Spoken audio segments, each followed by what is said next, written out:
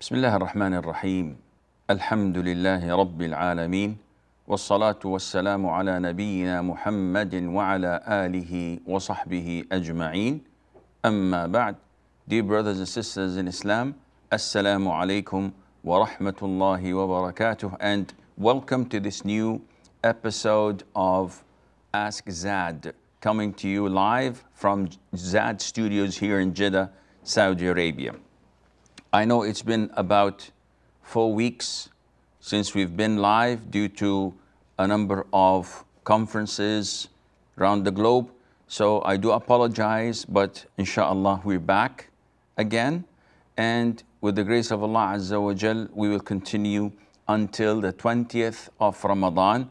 Hopefully, in Ramadan, we will have our Ramadan program, which is our values, every single day, the same time as today, from 2 to 3 p.m. Mecca time, except on Friday, bi'ithnillahi azza wa jal. The first question is from Rana. Rana says, is treatment through telepathy permissible in Islam? Now, telepathy, if I understand it correctly, is part of the parapsychological phenomena. It is something that has been lately studied, and lots of theories and lots of things that are either related to science or not related to science. And the vast majority is definitely not related to science. Telepathy is like when you have one of them smart phones, the new one, that you can charge without plugging in. So telepathy is like this, transferring information not via Bluetooth nor Wi-Fi, but through brain waves. So they claim that you can transfer information to someone else's head without communicating with him, just by thinking of it. And this is a little bit ridiculous, because you read about this, but you don't see it. Some say that, no, it does exist. We have like déjà vus. When you see something and you remember being there, doing that thing, though you have not been there or done it in your life. This could be your imagination, your subconscious, any other thing. Maybe your jinn is doing this to you to confuse you, mess up with your mind. All options are open. Sheikh, telepathy does not exist in the form that today's scientists claim. No, it does not exist. We have never seen someone sitting on a chair and focusing on me and transferring to me data or information like they claim. Never happened. So those who claim to have happened with them, it's one in a billion. And if they want to do it with someone other than that who they claim they're doing it with, it cannot be done. But there is an incident, and all those who talk about telepathy in Islam only use this example. When Umar ibn Khattab, may Allah be pleased with him, was once given khutbah on a Friday, and all of a sudden he interrupted the khutbah and he said, Ya Sariyat al-Jabal, Ya Sariyat al-Jabal. So when he finished, they asked him, what are you talking about? He said, what did I say? And they said that you said so and so and so. And he said, I don't know, this is something that just crossed my mind and I was unaware of saying it. In some narrations it says that I imagined that Sariya, who was the leader of an army fighting the Persians somewhere, and that he was cornered and the Muslims were about to be defeated. So I could not hold myself but shout, Ya Sariya, beware, be careful, and let the mountain be at your back. And a month later, when the news came and Sariya came, he said, we were almost the same thing. We were about to lose the battle, and all of a sudden we heard Umar's voice shouting, and this happened. So those who talk about telepathy in Islam, they always give this example, and there is no evidence in that. This is what we Muslims consider to be a karama. See, a miracle, a mu'jiza, is given only to the messengers of Allah Azza wa Jal. A karama is something that is supernatural, that is given to one of the followers of a messenger, where Allah Azza wa Jal gives this as a favor and blessing to prove that the messenger this man is following is on the right path and the religion is the correct religion. So there are so many karamas mentioned in the Quran. For example, the youth who went into the cave and slept for 309 years. 309. So this was a karama that was given to Maryam when she was told to shake the bank of a palm tree, and ripe dates fall upon her.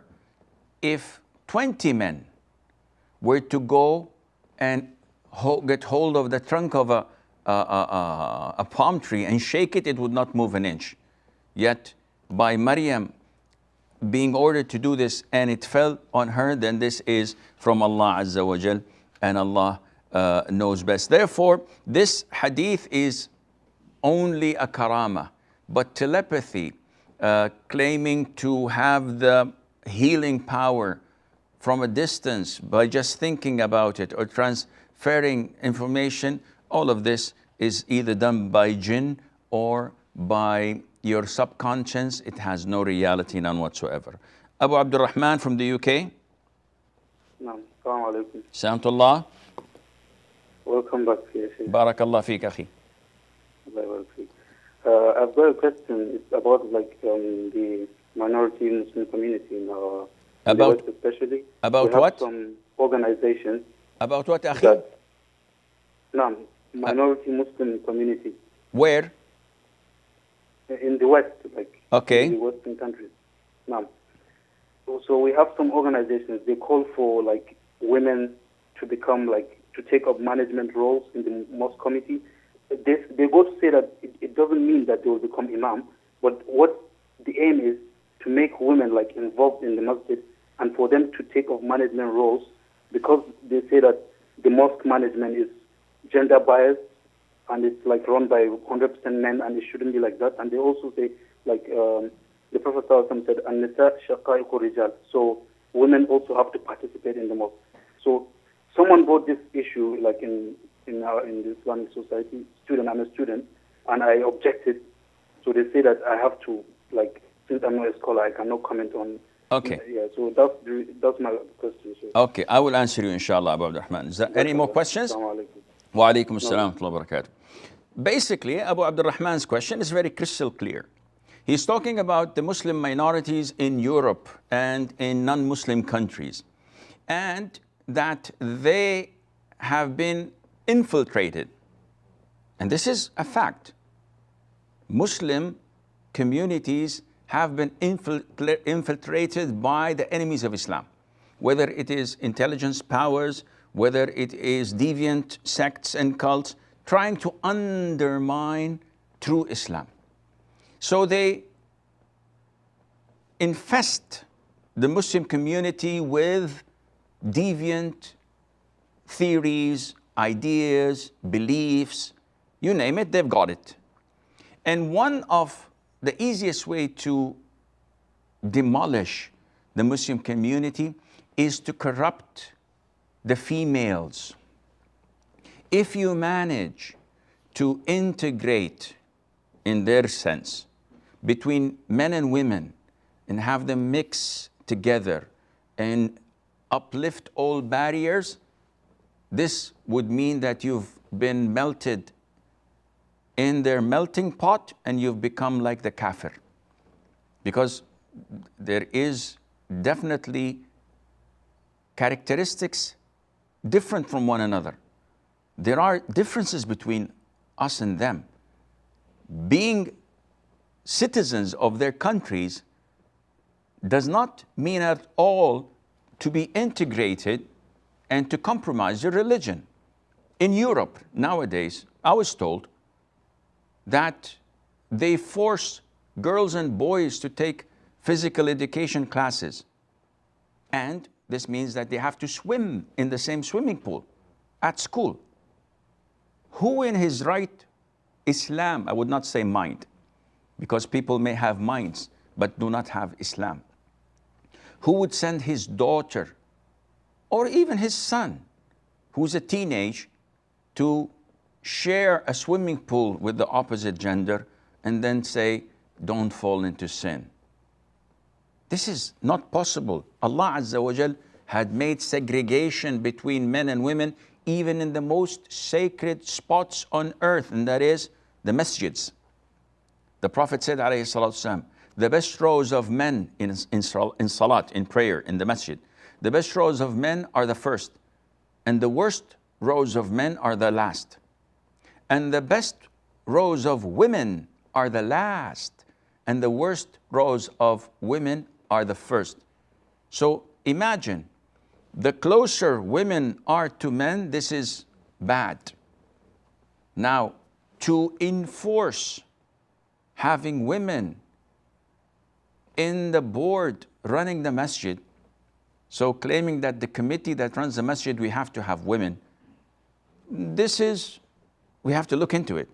If they are totally segregated, they never mix, they never meet, it's only limited to emails or a WhatsApp group where the women take care of the women's section and they view their needs and their ideas in order to improve and to run the women's section properly, and that is it, this is halal.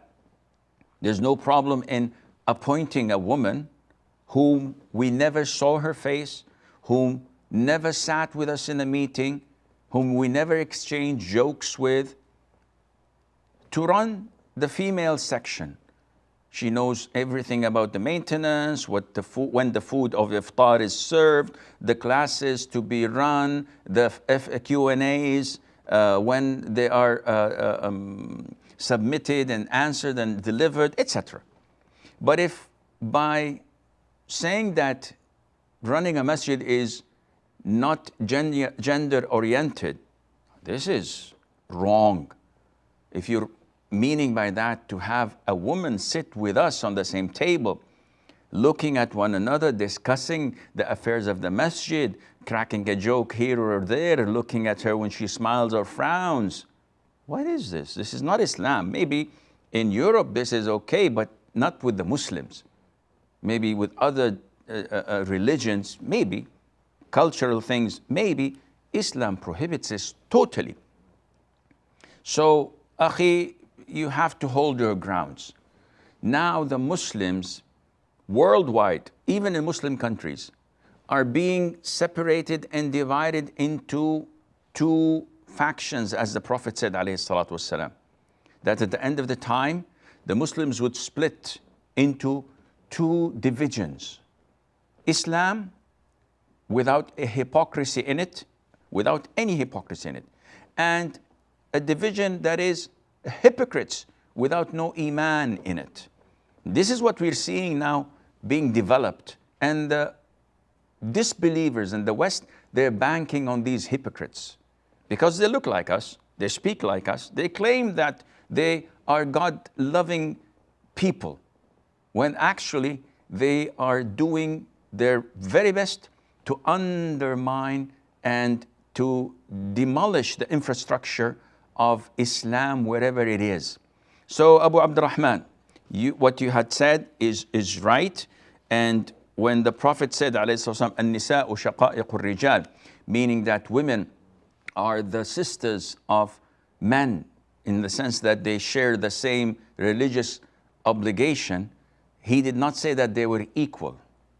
Rather, he said that in regards to religious commitment, when they're ordered to pray like they pray, fast like they fast, give zakat like they, exactly the same. But no one says that women have to do jihad like men. No one says that the women have to provide for her husband like a husband has to do that. And there are so many differences between them. Among them is that they must not at all share with them platforms, or like we see nowadays, a number of du'at are sitting and sharing the platform, the stage with other women. And they're talking and they're discussing, what is this?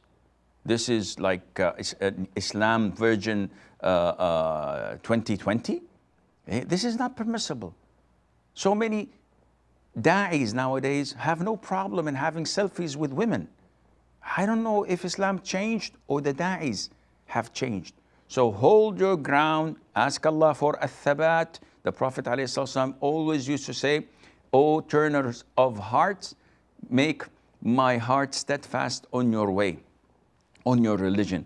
And may Allah Azza wa Jal make us all steadfast. Aisha says, you've said in one of your posts that a Muslim must not serve food to anyone during the daytime of Ramadan. Are we not even supposed to serve food to our elders, sick, and children who do not fast? Aisha, you misunderstood what I had said. It is an issue of dispute whether a disbeliever, a person who's not a Muslim, any person who's not a Muslim is a kafir, a disbeliever. Whether he's a Christian, a Jew, a Buddhist, a Sikh, a Hindu, as long as he does not embrace Islam, he's a disbeliever in our point of view. In our religion, he's a disbeliever. If I go to a Christian, if I go to the Pope and I say, Pope, am I a disbeliever or a believer?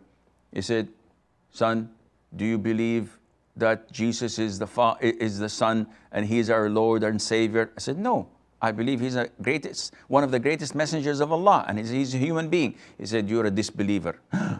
Pope, you're giving me takfir. I said, yes, what's wrong in that? If I go to a Jew, if I go to a Buddhist, they all say, if you do not follow my way, then you're not with us. If you're not with us, you're against us. So this is the norm. If you are not a Muslim, you are a disbeliever, you're a kafir. That doesn't mean that I have to kill you, I have to harm you.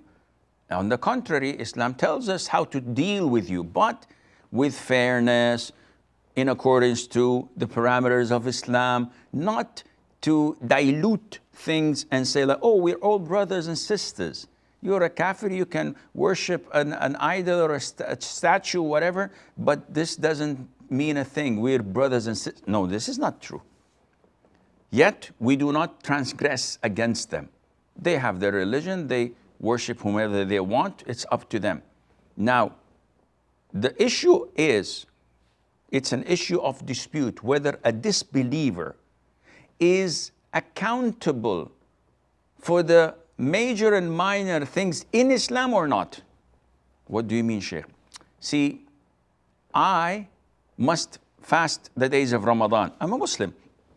If I do not, I'm sinful and I'll be punished for that. Is John, who is not a Muslim, accountable as well? Sheikh, he's a kafir. Yes, I know, but is he also accountable for the small things? For not clipping his fingernails, for not growing his beard, for not praying 5 times a day? The most authentic opinion is that he's accountable. Though he's kafir, he is held accountable for all these details that Allah ordered him to do, yet he did not fulfill. Which leads us to the conclusion, and that is, in the daytime of Ramadan, he's a kafir. He eats and drinks in his country.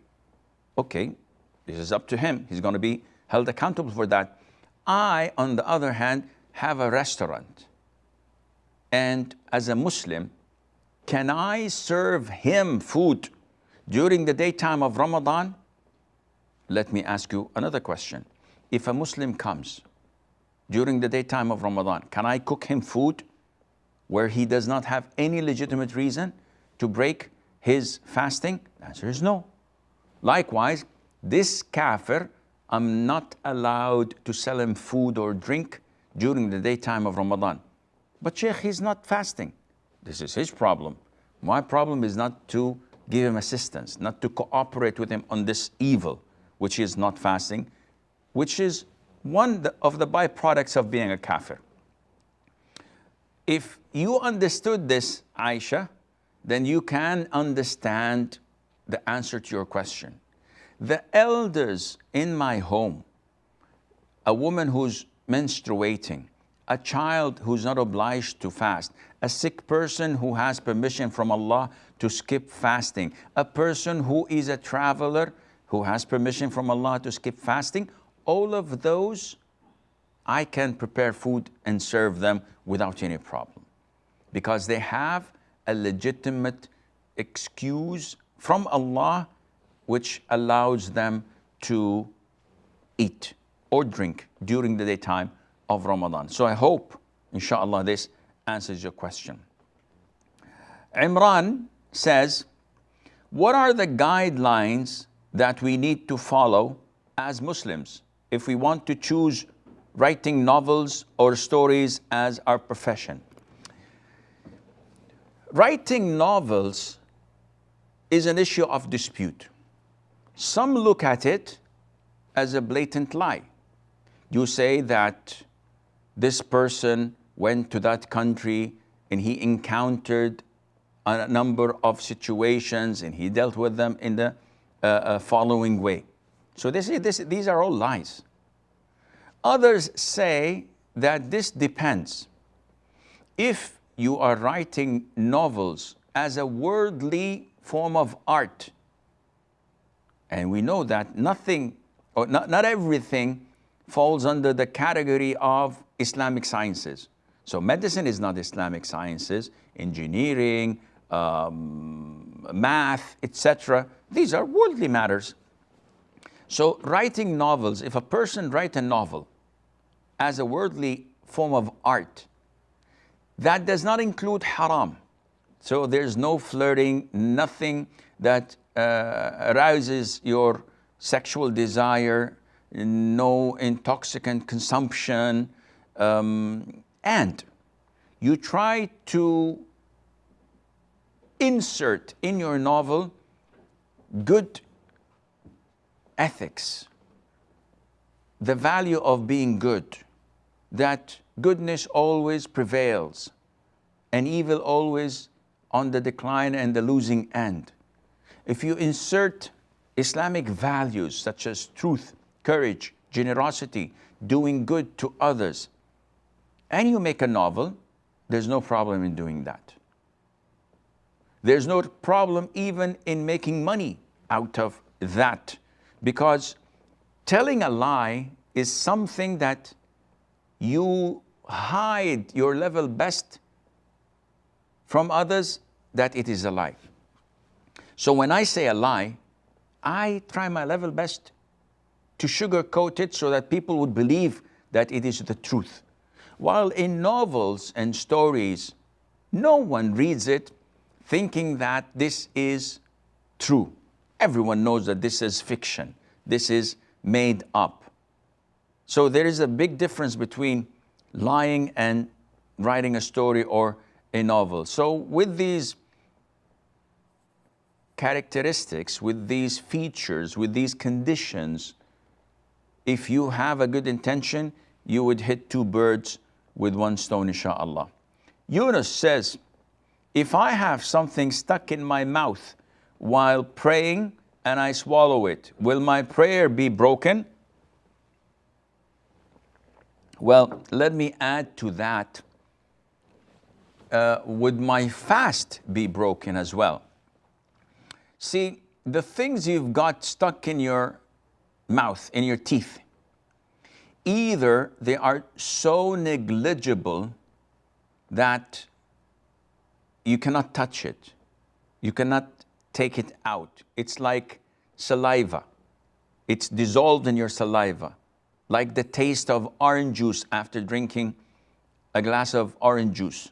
So even in the salat, you can find the taste. This is something that is inevitable, you cannot avoid. So swallowing this does not have any impact on your prayer or your fasting. But if you have a small piece of meat between your teeth, and you do this all the time while praying or fasting, and all of a sudden it came out, and it's on your tip of your tongue. You can easily take it out while praying or fasting, but you say to yourself, oh, this is too small. Let me swallow it. Your prayers becomes nullified, it's invalid, and your fasting has been broken, because this is considered to be eating. Even if it's negligible, as long as it's a particle that you swallowed intentionally, then it's void. Now, if it got out, you tried your level best to take it out, but you swallowed it instead mistakenly. You tried, but it's out of your control that you had swallowed it. The answer is your fast and prayer is intact and still valid. We have a short break. Stay tuned, and inshallah we'll be right back. Muhammad sallallahu alayhi wa sallam.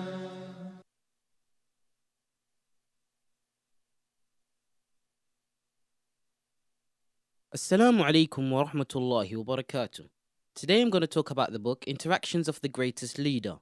Prophet Muhammad sallallahu alayhi wa sallam reminded us through his guidance and example that Islam is complete submission to the will of Allah. For one who submits, a mere declaration or display of belief will not be taken for success, but his or her heart and soul will certainly be put to test. Allah tested the Prophet of Allah sallallahu alaihi wasallam severely in order that he sallallahu alaihi wasallam becomes an example for his companions to follow. Similarly, he tests the believer to see whether he lives a righteous life in accordance with the instructions and commands set by Allah, or lives according to what his desires dictate. Whether the faith he displays is firmly rooted in his heart, or is it merely on the surface. He will be tested to see whether he will continue to have faith and love of Allah when in a calamity, as he does when in comfort, whether he will continue to remember and worship him if given bounties and comforts of life, as he does when he lives a modest life.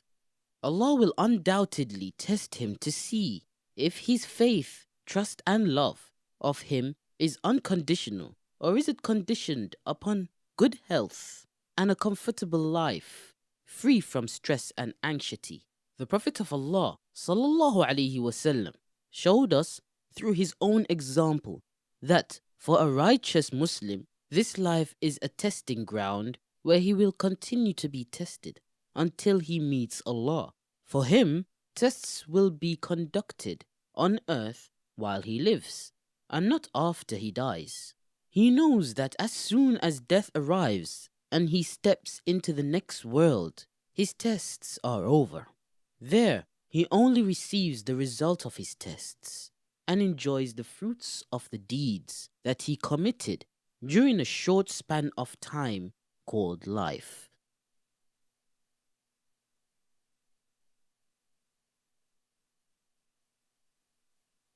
Muhammad sallallahu alayhi wa sallam. Assalamu alaikum wa rahmatullah, and welcome back.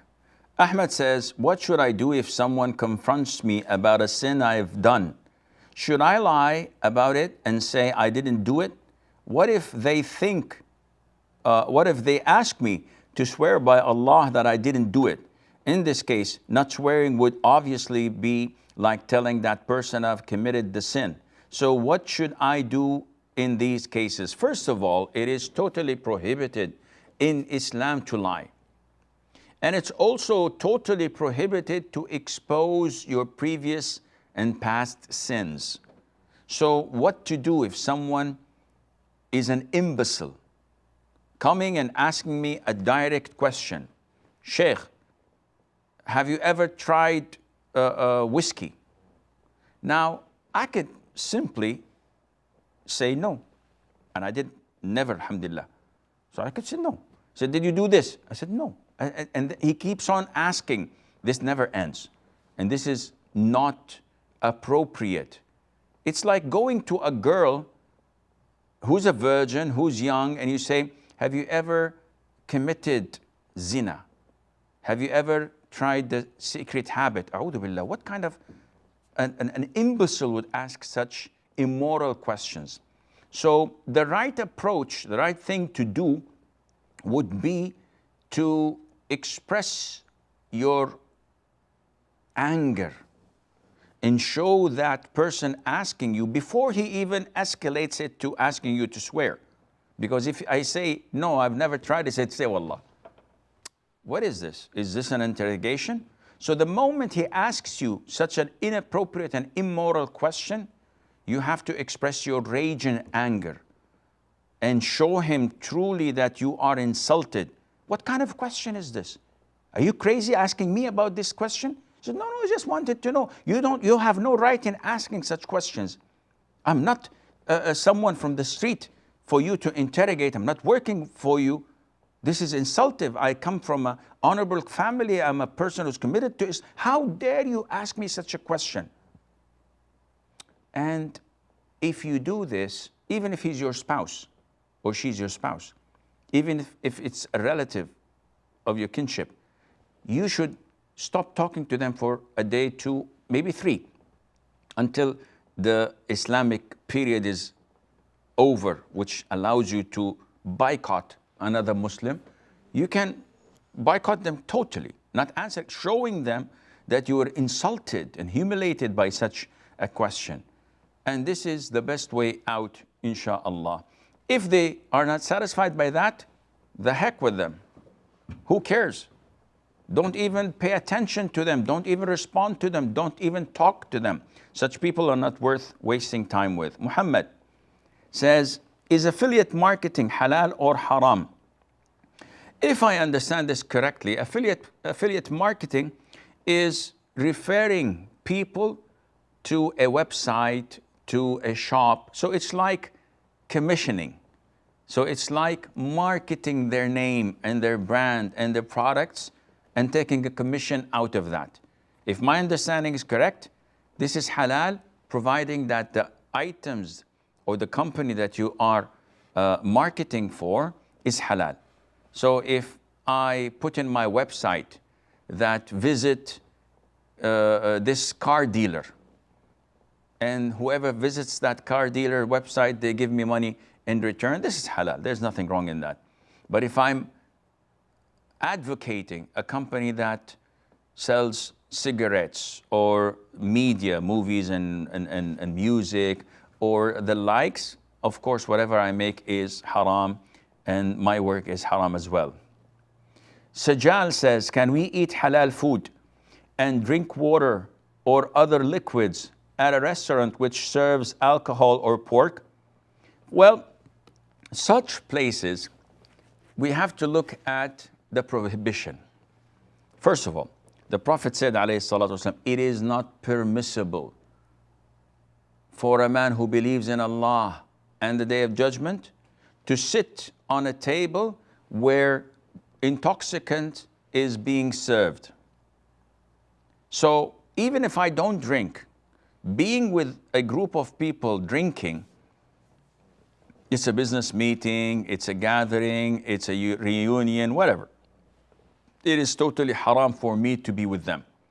Because anyone looking from abroad, from outside, would say, oh, mashallah, 20 men drinking booze, not knowing that number 20 is not. And this gives momentum for such parties or events or gatherings.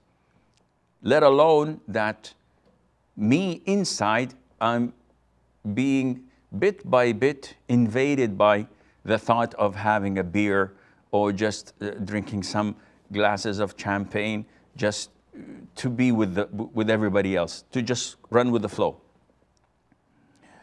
As for pork, the Prophet ﷺ, when asked about eating in the utensils of the disbelievers, though the food being served in it is halal, the Prophet ﷺ ordered us to wash it thoroughly first. Because they eat haram meat, they eat pork, and they do not care about the impurities in it. This means that if I go into a restaurant that serves intoxicants, that has a bar in it, in the same place, and that sells haram food as well, that being there, I'm giving them credibility, because they would say, oh, Muslims eat there, so this means that it's halal. Secondly, I'm not sure whether the utensils are pure or not. I'm not sure inside at the kitchen, are they using the same knife to cut the halal chicken with the haram pork chops or not? So it's the impurity would be transferred from here to there. And therefore, it is not at all recommended for a Muslim to eat there. Now, if there is no other place, I am in a hotel and there are no Islamic outlets. Other than that, I can't get room service in my room. I have to eat in the restaurant. In this case, you try your level best to stay as far as possible from those who drink, and try to tip the waiter and ask the chef to make sure that they do not use, or he does not use the same utensils in cooking your food, which was used with haram food. And Allah knows best. Firdaus says, can we put marks in the Mus'haf, that is the copy of the Quran, when we are memorizing Quran or learning tafsir? This is an issue of dispute. I have the Quran. It's a book where Allah's words are printed on. Some scholars say that it is totally prohibited to put anything other than the word of Allah. And this was reported by Abdullah ibn Mas'ud, and that they say that keep the Quran pure from any other marks except that which is related to the Quran. Some scholars say no, it's totally permissible to write commentary. So I passed by an ayah in Surah Yusuf, لولا أن تفندون. What is the meaning of تفندون? I have no idea. I look in the tafsir and okay, I write 1, 2, 3, 4, 5, 6 meanings of it, so that next time I read it, I can understand and relate to it.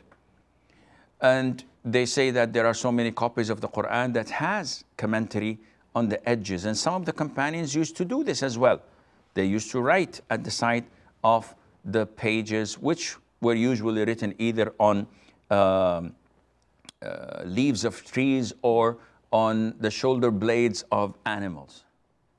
So it's an issue of dispute.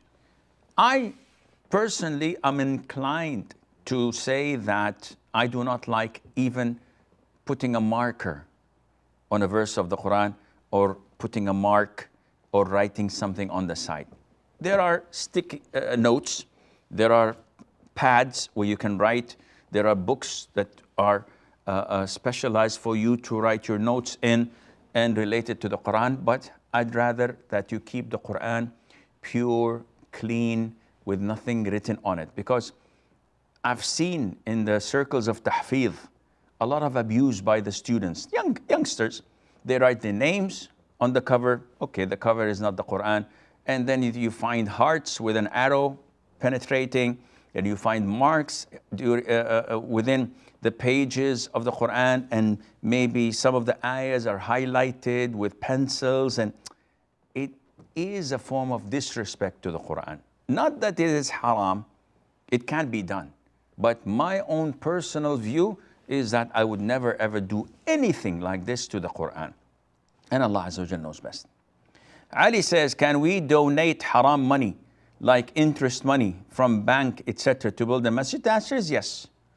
This is totally permissible, because earning the money itself is haram for you. Now, what you do with the money itself physically is not haram. So if I earn 1,000 euros from haram money, or from selling intoxicants, or from doing whatever, this 1,000 euro by itself physically, it's not impure. I can give it as a donation, I can put it in my pocket and take another 1,000 and give it in charity. So it is not this exact amount that it is haram. It is something that haram that I have earned, now it's in my dhimmah. It's in my possession. So it's not the physical banknotes. Therefore, whatever interest money you get from a bank, it's haram. But the money now, to be cleansed, you are entitled to give it in means of charity. And among the means of charity is to give it to a masjid without any problem, inshallah. Of course, you do not anticipate the reward because you're cleansing your wealth from haram money, but rather you are just wanting to get rid of it. So you're not anticipating that, oh, mashallah, Allah will reward me. I gave 1,000 euros to the masjid. No, Allah will not reward you anything for that. A brother says, I'm studying in the West, and one of the biggest challenges is the zina of the eyes. Wallahi, I tried lowering gaze, but mostly to no avail. So is there any solution for me to increase my taqwa and iman so that I can lower my gaze? Akhi, this is a problem that is taking place everywhere. See, Allah created us to be tested. الذي خلق الموت والحياة ليبلوكم أيكم أحسن عملا. Allah has created death and life for you to be tested, which among you is best in deeds. So life is a test, and part of your test is where you find it hardest. There are people who find no problem in lowering their gaze. So their test is not in that. Their test is something else. Maybe in refraining from taking what is not theirs, from consuming haram money. To you, if I tell you, give me 1,000 euros and I'll return them 100,000 tomorrow, as riba, you said, A'udhu billah, I will never ever dream of consuming 1 single euro of riba. You're crazy. But if I tell you to lower your gaze, you say, oh, this is the most difficult thing in life. So Allah tests every person, every individual, according to what is most difficult for him. For you, this is a difficult task. And this is how shaitan works.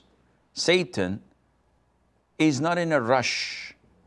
He's willing to wait a month, a year.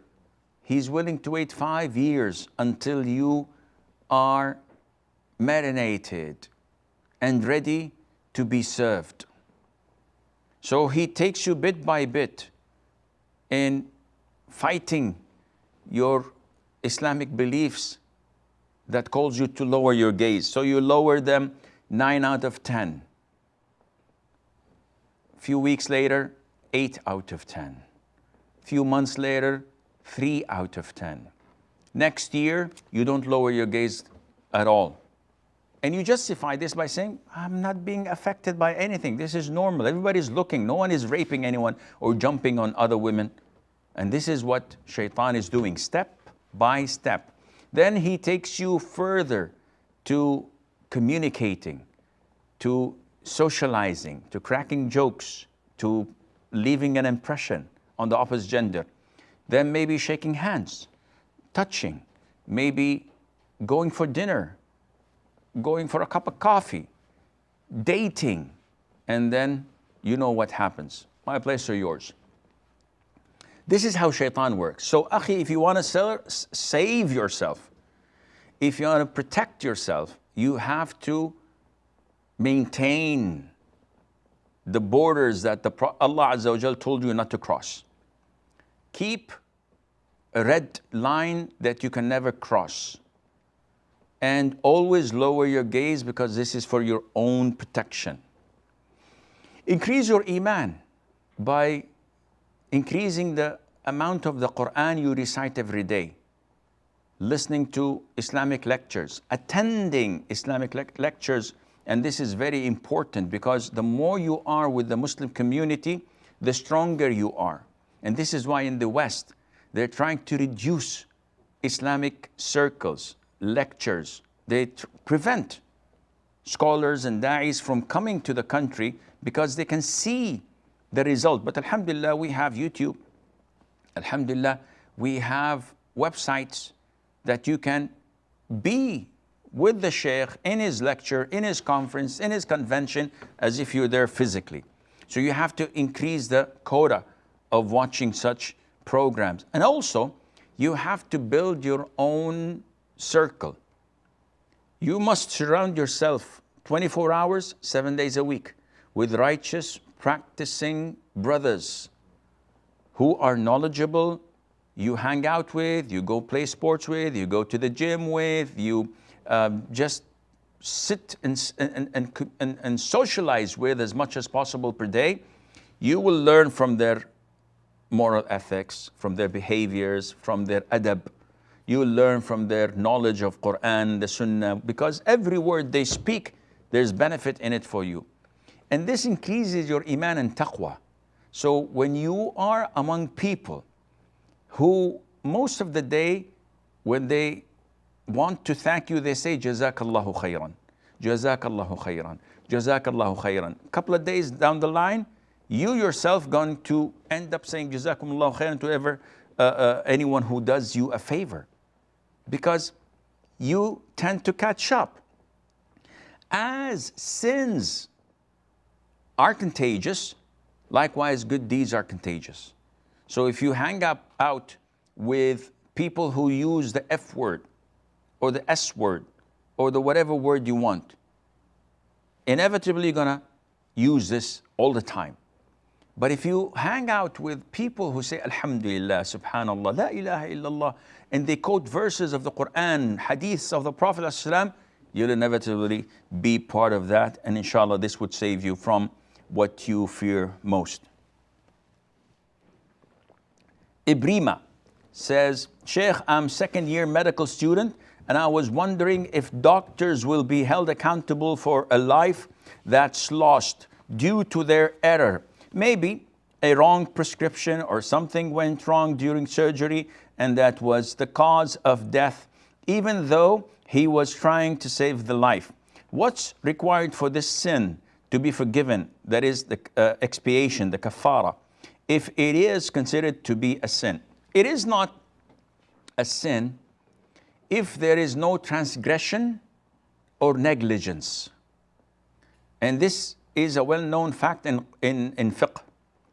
If a person is qualified to be a doctor, acknowledged to be a surgeon, known to have knowledge in medicine and prescribing medication, in this case, if he did not transgress, he didn't do anything or overdo anything, nor neglect, there was no negligence from his side. He was operating, the patient was willing, meaning that the patient has given his consent, all the circumstances are normal, he did the right procedure, but the patient died. There was nothing from his side to cause this death. Then there is nothing on him, none whatsoever. When is he considered to be at fault? One, if he is not knowledgeable.